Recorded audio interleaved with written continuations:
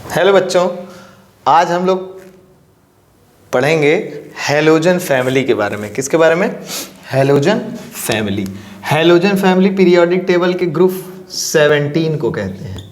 किसको कहते हैं? ग्रुप 17 को। पी ब्लॉक में किस में है?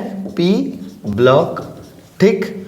और नोबल गैसेस से पहले वाली फैमिली, मतलब सेकंड लास्ट फैमिली, ठीक। लास्ट फैमिली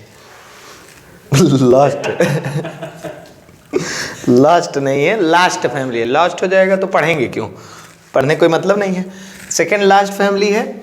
इसमें सारे के सारे नॉन मेटेलिक एलिमेंट्स हैं। कैसे हैं? नॉन मेटेलिक एलिमेंट्स, ठीक। हैलोजन वर्ड देखिए बना है किससे? हैलो और जीन्स, ये दोनों ग्रीक वर्ड्स के क्या है? कॉम्बिनेशन। हैलोजन वर्ड दो ग्रीक वर्ड्स का क्या है? कॉम्बिनेशन है।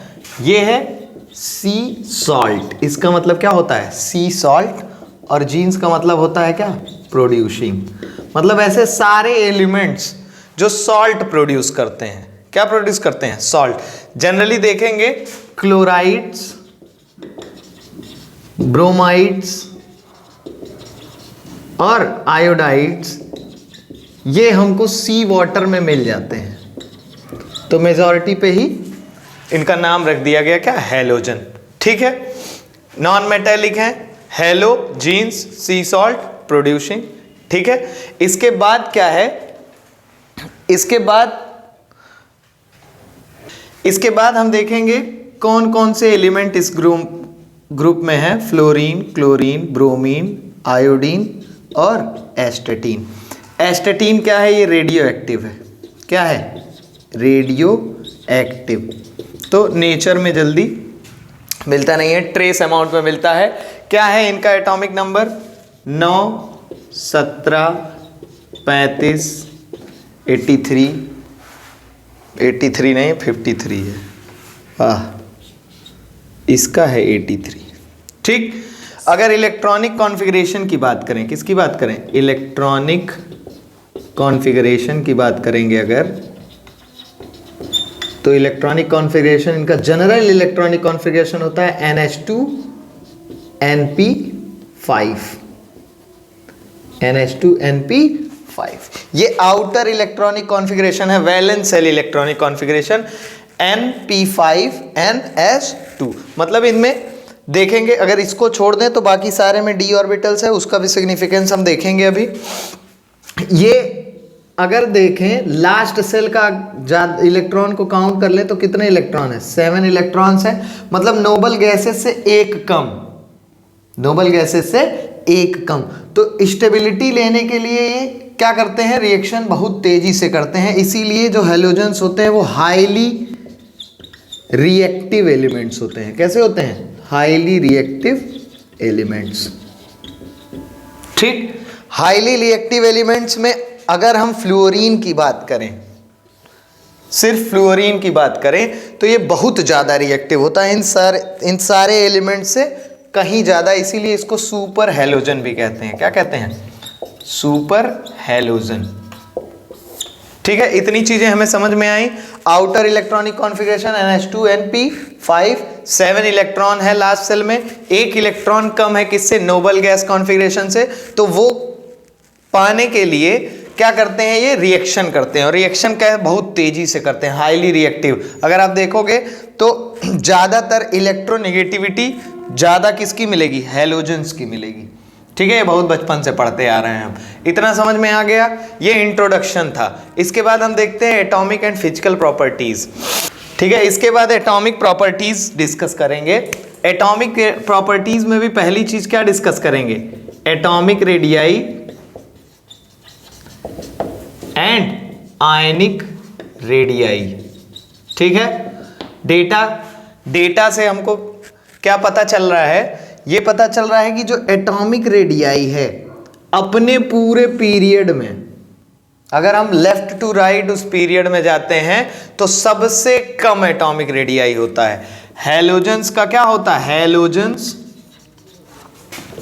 Have smallest atomic radii in their corresponding periods. आई बात समझ? कोई दिक्कत? सर ऐसा होता क्यों नहीं है? अरे होता क्यों है? Due to effective nuclear charge, मतलब इफेक्टिव न्यूक्लियर चार्ज बहुत ज्यादा बढ़ जाता है। Due to more effective nuclear charge, मतलब न्यूक्लियस में जो आयंस या प्रोटॉन्स मौजूद हैं, न्यूक्लियस में जो चार्ज मौजूद है वो इलेक्ट्रॉन्स को अपनी तरफ क्या करता है? बहुत तेजी से खींचने लगता है। ठीक है, तो इनकी साइज क्या हो जाती है? सिकुड़ जाती है, इसीलिए स्मॉलेस्ट हो जाते हैं। आप लेफ्ट टू राइट जाओगे। अगर आप पीरियड में देखोगे, अरे ग्रुप में देखोगे, तो ऊपर से नीचे जाने पे फ्लोरीन, क्लोरीन, ब्रोमीन और आयोडीन। ठीक है, रेडियो एक्टिव एलिमेंट की केमिस्ट्री के बारे में बहुत थोड़ा पता है, इसीलिए हम लोग पढ़ते नहीं है जनरली। नीचे, ऊपर से नीचे जाओगे तो साइज क्या होगी? इंक्रीज होगी। साइज क्या होगी? Increase in atomic radii. क्यों भैया? क्योंकि एक्स्ट्रा सेल जुड़ जाती है इसमें।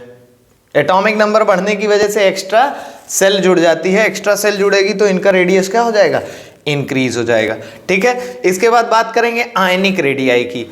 अगर आप देखोगे हैलोजन, अगर हम इसकी बात करें, क्लोरीन ले लें, क्या ले लें? क्लोरीन। और क्लोराइड आयन की बात करें, ठीक, कहने का क्या मतलब है? ये न्यूट्रल है। ये क्या है? न्यूट्रल है। और इसके ऊपर एक क्या है? माइनस चार्ज, मतलब ये एक इलेक्ट्रॉन को क्या कर लिया है? गेन कर लिया है। अब जब एक इलेक्ट्रॉन को गेन किया है, भैया प्रोटॉन तो नहीं ना गेन किया, प्रोटॉन तो उतने ही है ना। इलेक्ट्रॉन गेन करने की वजह से इफेक्टिव न्यूक्लियर चार्ज क्या हुआ? डिक्रीज हुआ। इसीलिए जो हैलाइड आयंस होते हैं उनकी एटॉमिक साइज, आयनिक साइज क्या होती है? बड़ी होती है। किससे? करस्पॉन्डिंग हैलोजन से। ठीक है, इतना समझ में आया? इसके बाद हम बात करेंगे आयनाइजेशन एंथैल्पी की। ठीक है, इसके बाद हम लोग क्या डिस्कस करेंगे? Ionization enthalpy.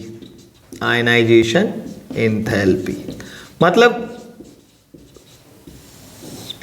आयनाइज करना, क्लोरीन को आयनाइज करना। ठीक है, आयनाइज करने के लिए आयनाइजेशन एंथैल्पी जनरली क्या होता है कि किसके रेस्पेक्ट में आयनाइजेशन एंथैल्पी कैलकुलेट करते हैं कि आप इलेक्ट्रॉन को कितनी जल्दी लूज कर सकते हो या कितनी देर में लूज कर सकते हो।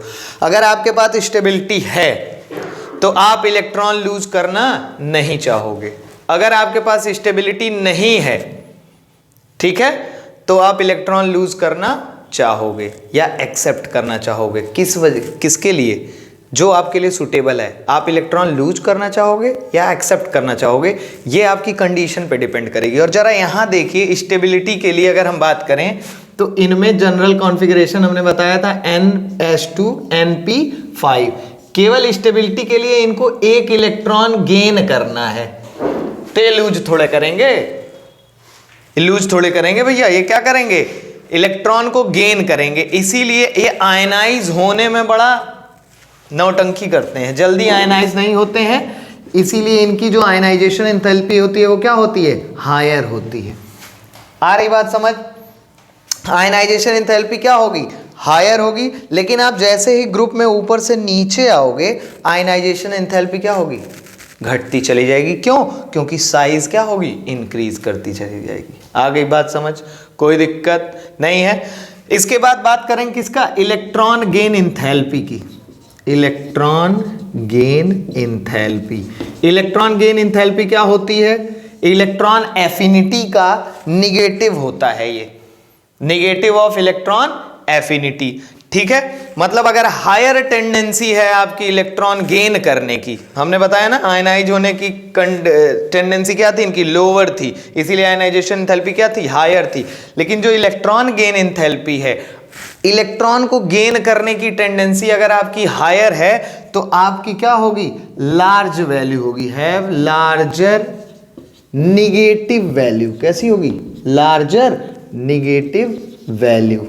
समझ आ रही बात? मतलब अगर करस्पॉन्डिंग पीरियड में बात करोगे तो सबसे ज्यादा इलेक्ट्रॉन गेन करने की टेंडेंसी किसकी है? हैलोजेंस की है। और जिसकी वजह से अपने पीरियड में भैया इनका जो ये इलेक्ट्रॉन गेन एंथैल्पी की वैल्यू होती है वो लार्ज, क्या होती है, निगेटिव में लार्ज होती है, निगेटिव में लार्ज होती है, निगेटिव में लार्ज होती है, समझ लीजिएगा। लेकिन यहाँ एक्सेप्शन है, किसमें, फ्लोरीन में और क्लोरीन में। जनरली देखोगे तो ये जो क्या है, लार्जर निगेटिव वैल्यू है, ये ऊपर से नीचे घटती चली जाएगी, घटती चली जाएगी, मतलब नीचे आओगे तो लेस निगेटिव होता चला जाएगा, ऊपर आओगे तो मोर निगेटिव है। लेकिन फ्लोरीन और क्लोरीन में एक्सेप्शन है, क्लोरीन का ज़्यादा होता है, फ्लोरीन का कम होता है। क्यों? क्योंकि इसकी जो एटॉमिक साइज है वो क्या होती है, स्मॉल होती है। क्या होती है, स्मॉल होती है। ठीक है, इसके बाद कौन सी प्रॉपर्टी है, इलेक्ट्रोनिगेटिविटी। क्या है, इलेक्ट्रोनिगेटिविटी। ठीक है, इलेक्ट्रोनिगेटिविटी, इलेक्ट्रोनिगेटिविटी मतलब इलेक्ट्रॉन को अपनी तरफ खींचने की क्षमता। ठीक है, तो आपको पता ही है सबसे ज़्यादा इलेक्ट्रोनिगेटिव यही होते हैं। ऊपर से नीचे जाओगे तो इलेक्ट्रोनिगेटिविटी क्या होगी, घटेगी। क्यों? क्योंकि साइज बढ़ रही है। ठीक है, कुछ जनरल प्रॉपर्टीज़ हैं, एटॉमिक प्रॉपर्टीज़, इसके बारे में हम फिजिकल प्रॉपर्टी डिस्कस करेंगे अगले वीडियो में। फिजिकल प्रॉपर्टीज़ में melting point, boiling point, atomicity, यही सारे की बात करेंगे। तब तक ये देख लीजिएगा, इसके डेटा कुछ हम इसमें लिखे नहीं हैं, लेकिन हम कोशिश करेंगे कि वीडियो में आ जाए। और पूरी वीडियो ज़रूर देखिएगा, उसी से फ़ायदा है, अदरवाइज फ़ायदा नहीं है। Bye bye.